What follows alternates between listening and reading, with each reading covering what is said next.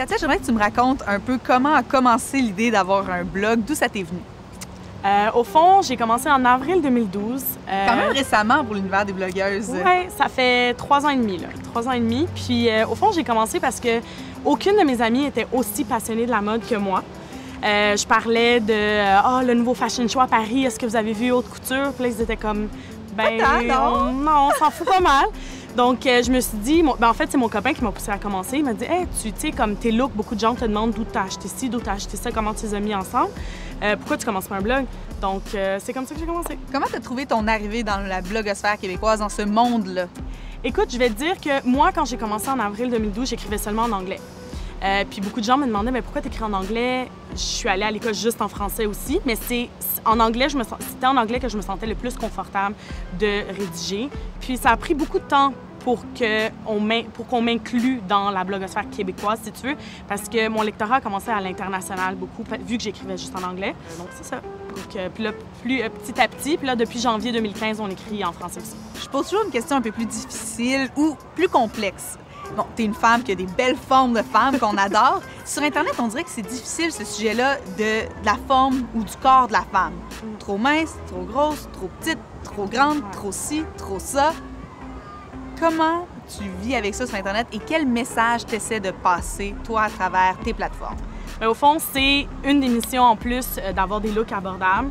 C'est que peu importe ta forme, tu peux trouver un look pour toi. C'est juste question de t'habiller pour ton corps à toi. Donc oui, pour moi, c'est super important. Justement, c'était au mois de mai, je crois, j'ai mis une photo sur Instagram. J'étais dans les salles d'essayage chez Aritzia et j'ai eu plein de commentaires disant « Oh wow, ça te fait du Aritzia, blablabla. » Puis au contraire, moi, j'étais pas insultée.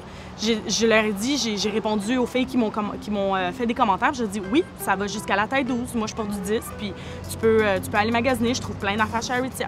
Fait que c'est vraiment une façon de faire découvrir aux filles de toutes les tailles différentes que tu peux vraiment magasiner pour toi. Il faut juste que tu connaisses ton corps. La question que tout le monde déteste en entrevue, si tu avais un designer, ça serait qui? Ouf, c'est vraiment impossible. J'adore Melissa Neptune. Pourquoi? J'aime le fait qu'elle fait beaucoup de morceaux monochromes. Puis en ce moment, j'adore tout ce qui est noir, blanc, gris. J'essaie en fait de tourner tout mon garde-robe à juste ça. Tu couvres les semaines de mode, tu es allée quelques fois à New York. Mais on s'en parlait dernièrement, tu disais, au Québec, on dirait que c'est pas ça que les gens suivent. Ouais. Qu'est-ce que les gens lisent le plus? En fait, moi, j'ai remarqué, c'est beaucoup tout ce qui est resto, mais resto abordable. Donc, pas des restos super chers, etc., mais des restos que tu pourrais aller avec ton copain, mais tu pourrais aller aussi en brunch avec ta famille au complet, ou ta belle famille, etc.